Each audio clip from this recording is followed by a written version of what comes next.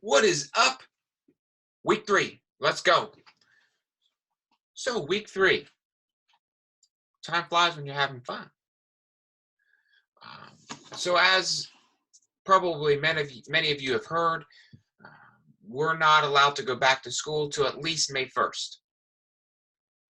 Hopefully that's the case. However, talk throughout the state is that might not be what happens.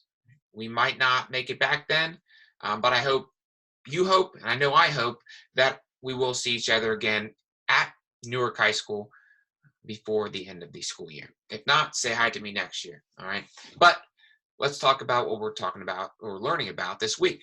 So this week, we're going to dive into the Cold War a little deeper. We're going to talk about how the Cold War spreads basically across the entire globe, from Asia to Latin America to the arms race, all kinds of crazy happenings, right? So let me share my screen and let's start. Hopefully this works this week. Last week it didn't work. That would be a bummer if it didn't. Alrighty, so this is 49 slides. Sorry about that, but it's a pretty detailed and pretty. I love it. I love this lesson actually. So make sure you go through this carefully. So your objective is to be able to describe how the Cold War affected countries, governments, and international affairs in the mid-20th century. So that's basically the 1950s through 1970s and 80s. Right? So the mid-20th century. This is the table of contents, which you can also access in the left toolbar. I'm going to skip that intro video. I'm going to skip the warm-up. You need to do the warm-up.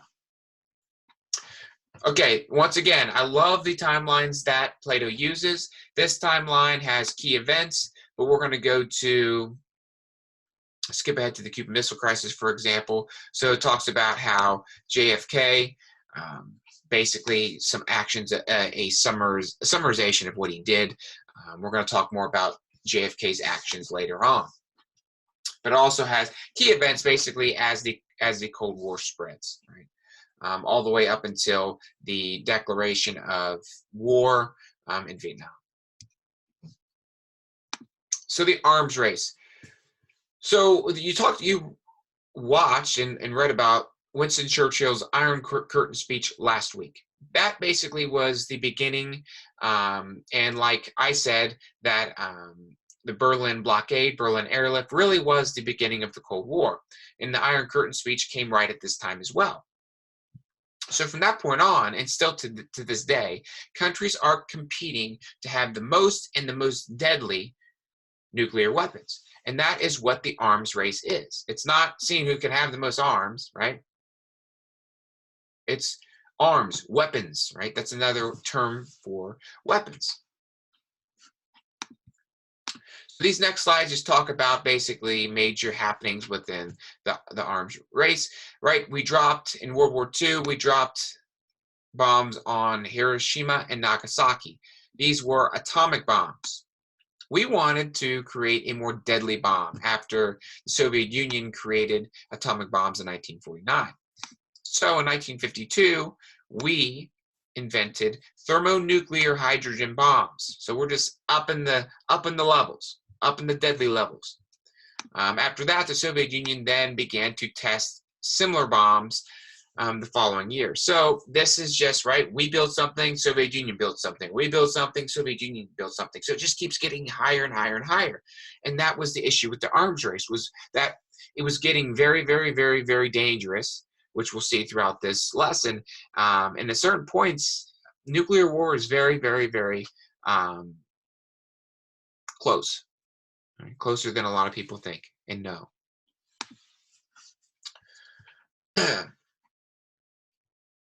We tested most of ours out in Nevada, in the desert out there. To this day, a lot of individuals in the West and who visit the West for significant amounts of time sometimes come down with cancers related to radiation. A lot of people think that is related to testing nuclear bombs. Good video about the arms race. We're going to jump through this. because I kind of gave you the gist of it. All right, so right here, we didn't just have an arms race with the Soviet Union. We also had a space race. Many of you know, JFK started the talk of the space race in really at least landing on the moon in America. He said, what was it? What was it? I forget his quote. We don't do things because they're easy, but we choose to do them because they're difficult, or something like that. But anyways, the Soviets beat us in the space race to start. They sent Sputnik 1, which was a satellite, into orbit in space in 1957. They beat us. At the end of 1957, we tried. We failed. In 1958, we sent the Explorer into space, one step behind the Soviet Union. However, because of JFK's leadership and our brilliant scientists and mathematicians,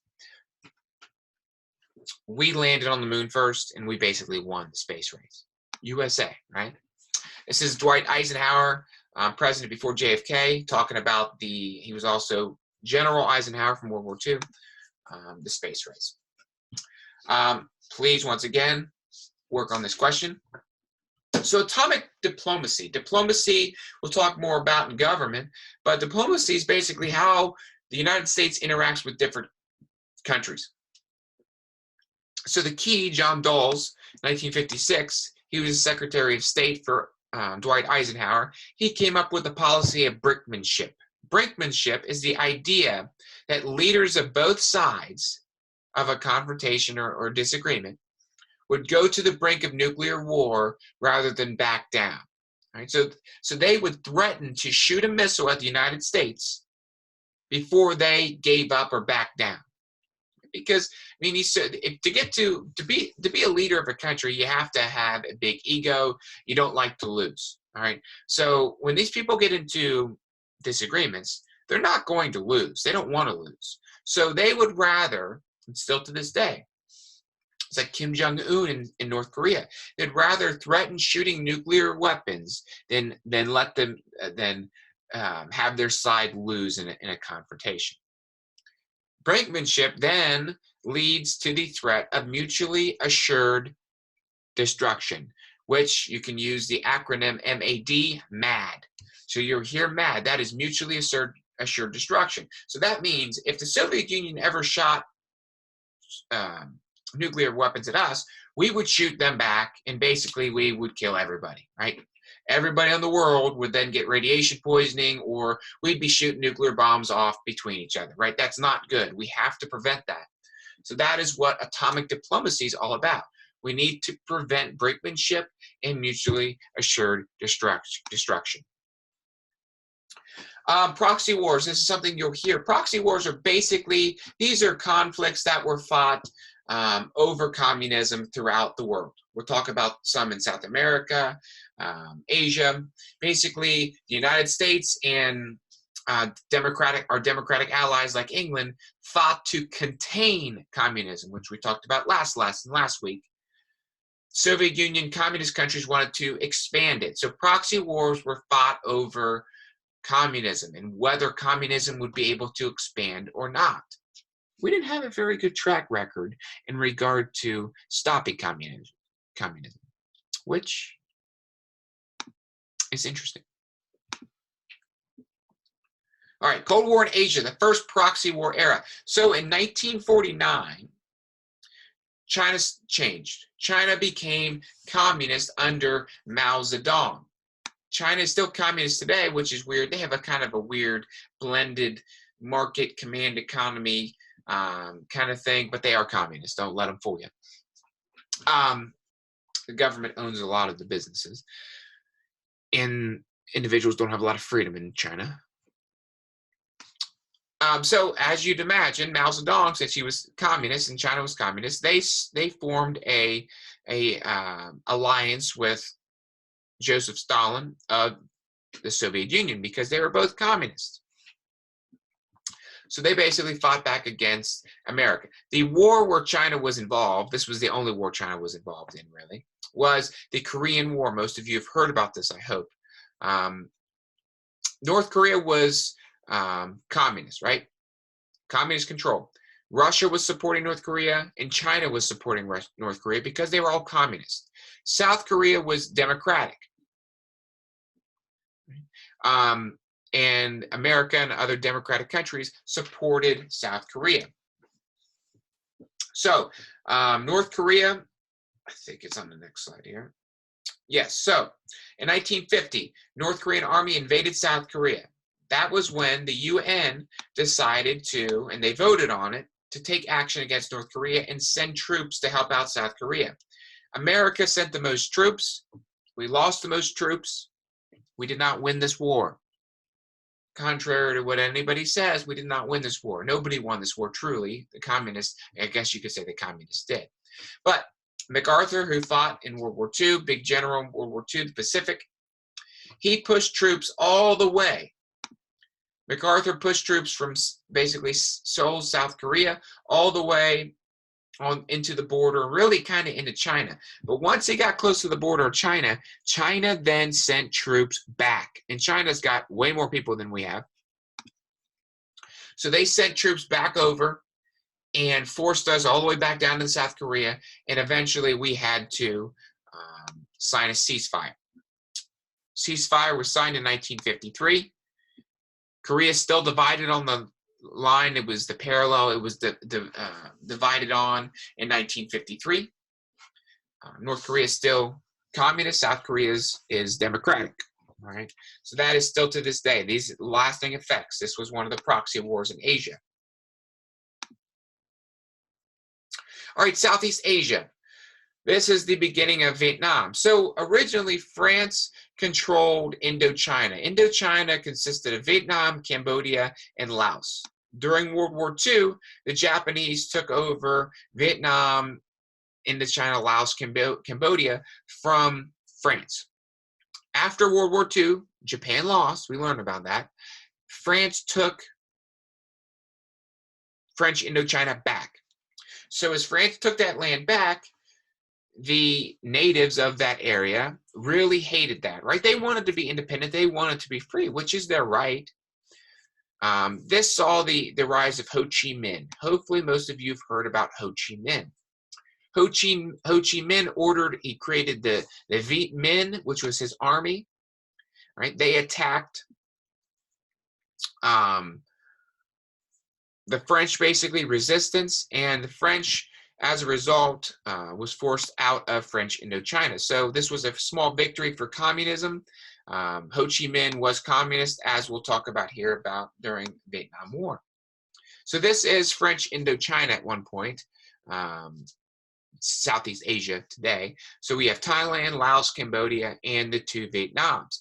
You'll see red up here. North Vietnam is red. Ho Chi Minh controlled North Vietnam. This was communist. South Vietnam was Dinh Dien Diem was in charge of South Vietnam. He was democratic. The United States supported South Vietnam. That's why we went to fight. One of the reasons we fought the war in Vietnam. So because of the domino theory, we thought if North Vietnam fell to communism, South Vietnam's next, then Cambodia, then Laos, then Thailand, then more countries. And when you play dominoes, you hit one over, they all fall over. That was the domino theory with communism. If one country becomes communist, they're going to get more countries to become communist. So the United States, we wanted to stop the spread of communism. We wanted to contain it. So Vietnam is going to be a war to contain communism. It didn't work.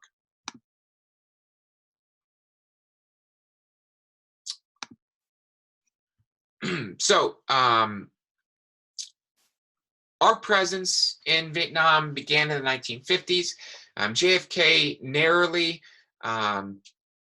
expanded it in 1960 and then 1961 through 1963 before he was assassinated. He sent 9,000 troops, he sent advisors, and he sent some resources and supplies. But under LBJ, Lyndon Johnson, he was the one to go to war with Vietnam. And it really escalated and got really bad under Lyndon Johnson, and especially under Nixon. But JFK did not start Vietnam. However, he didn't prevent it from happening, let's say.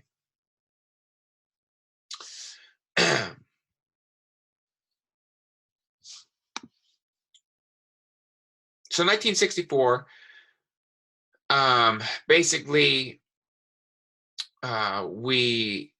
Congress passed the Gulf of Tonkin resolution, which wasn't declaring war, but it gave Johnson the power to escalate the war. So it really began the war in Vietnam. So it went all the way really through 1975. So 1964 through 1975, basically 10 years, we lost hundreds and hundreds and hundreds of thousands of troops. This was a terrible war. We did not win the Vietnam War.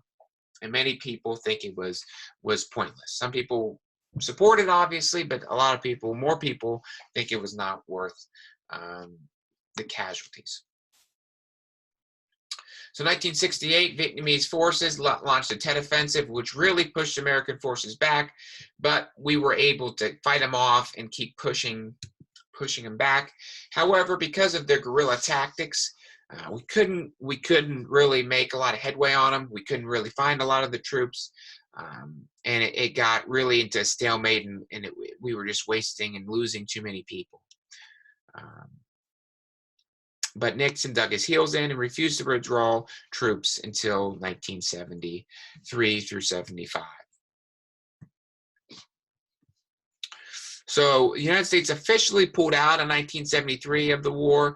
The last troops were taken from Saigon in southern Vietnam in 1975. As southern Vietnam and Saigon fell in 1975, the entirety of Vietnam, north and south, became communist under Ho Chi,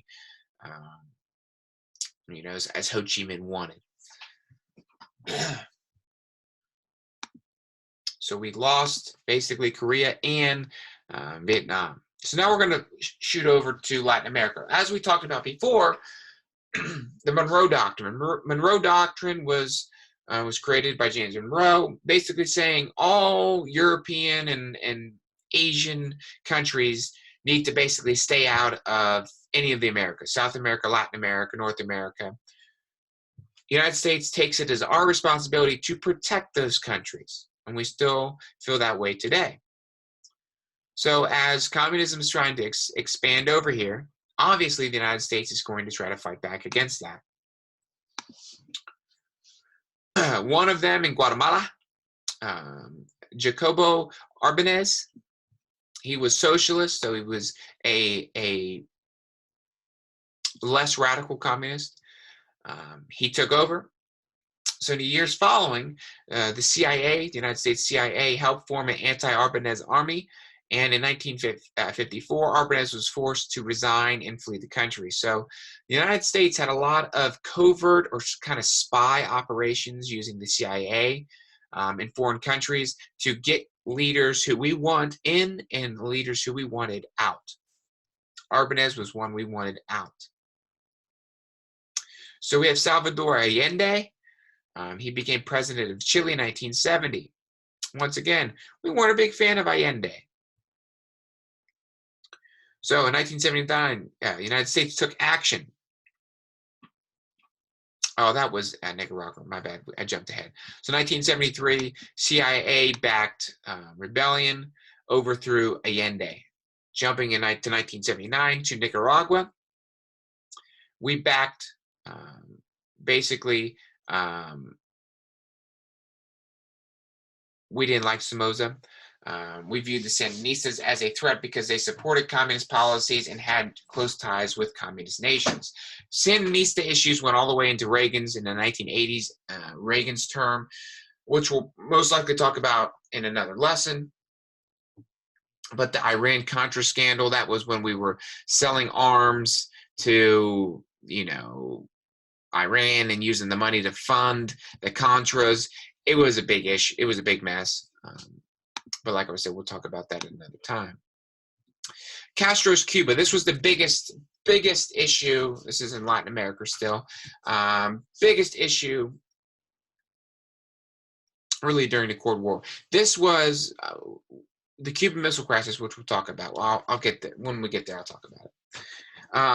All right, so Batista. Batista here ruled from 1952 to 1959. He ruled Cuba. He was corrupt. He was pro-American. Basically, Americans could go to Cuba and do whatever they want. We had the free reign of the country, you know, casinos, all kinds of stuff, right? Their economy was based on us, and our economy in southern Florida especially was really based on Cuba. So because of student rights and other protests, Batista was becoming looked down upon, and those protests fueled someone you might know as Fidel Castro. So 1956, Fidel launched a communist revolution using guerrilla warfare tactics, you know, hiding plain-clothed revolutionaries, so you couldn't see them. They didn't have really army uniforms on. And they were able to overthrow Batista. This was a huge issue. Cuba, if any of you have been to Key West, I've been to Key West. Key West, Florida is the farthest point of Florida, all the way down the Florida Keys. They have a big pillar there that marks 90 miles from Key West to Cuba. So Cuba is closer to America than Newark is to Cleveland. Get that around, wrap that around your minds. So you could get to Cuba quicker than you could get to Cleveland from Newark. Well, not from Newark, but from Key West to Cuba, that's closer than Newark to Cleveland. Crazy, all right? And now we have a communist government that is friends with the Soviet Union 90 miles from America, all right? This was a huge, huge, huge, huge, huge issue. So the CIA under Eisenhower developed a plan later known as the Bay of Pigs invasion. Many of you have probably heard about. So with this Bay of Pigs, basically invasion, the CIA thought it'd be a good idea to train 1,400 ex-Cubans and help them invade and take over Cuba again. Not a very good idea. So this did not happen under Eisenhower. Eisenhower basically kind of planned and almost pretty much scheduled the invasion. But John F. Kennedy came into office before this all happened. JFK was very, very hesitant about it. He went back and forth, but he almost felt pressured to carry on with it because it was created under Eisenhower and a lot of planning had gone into it. The Bay of Pigs invasion failed. We underestimated Fidel Castro's troops, and we had no chance. The Bay of Pigs invasion is considered to be one of the biggest military failures in United States history. And after reading books on JFK, it was his lowest point as president.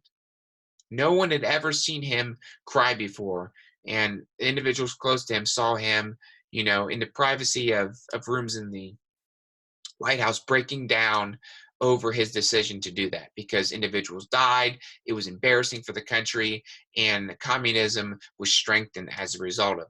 All right, so it was one of the biggest military defeats because it was so poorly planned. However, next, in 1962, the United States found out through spy planes over Cuba that the Soviets had sent missiles there. The Soviet Union had nuclear missiles they could hit a majority of the cities in America with. This was a gigantic issue. This map here, right, Cuba's right here. Key West is all the way down here at the bottom, right, 90 miles. Cuba could send missiles, short-range, interballistic, intercontinental missiles, could hit here, all right? They could get Dallas, the whole American South.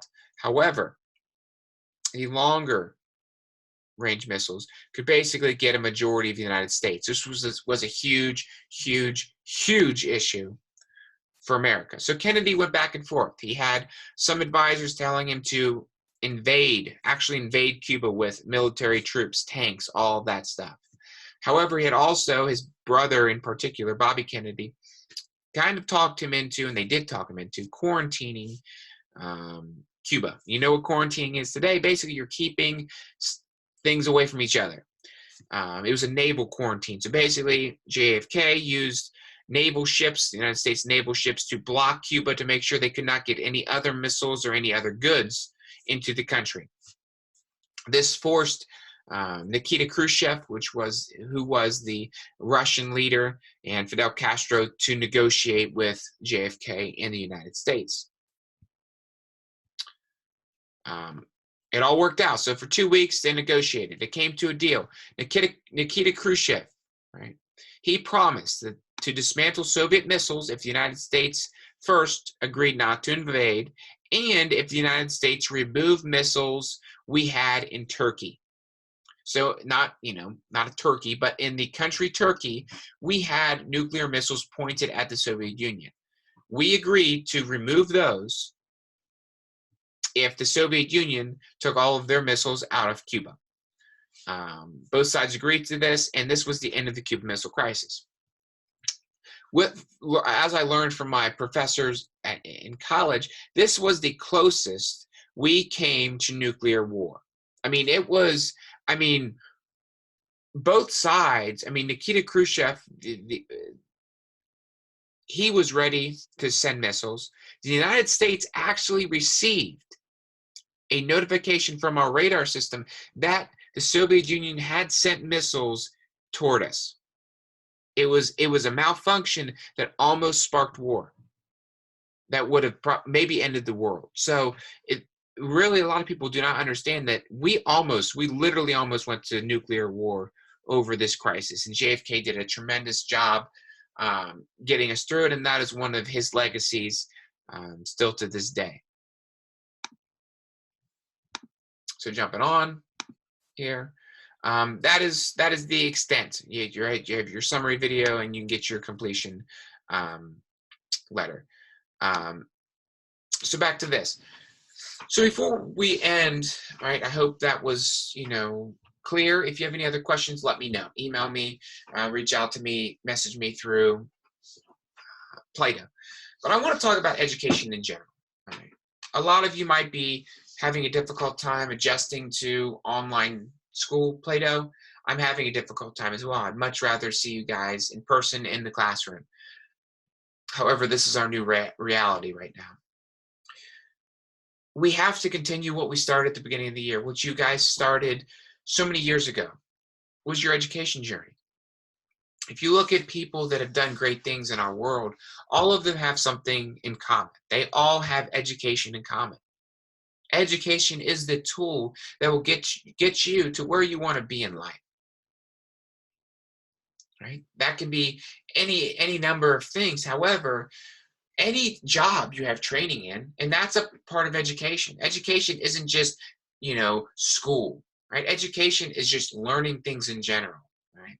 So as you're going through these lessons, just take this. This is a exercise in learning and getting better at education and learning things and learning skills that will help you get through the rest of your lives, get you through jobs that you will have in the future. So just keep going, right? We're going to get through this together. Once again, if you have any issues, reach out to me through school email or communicate with me on Plato, all right? So have a great week. Get your work done. Seize the day.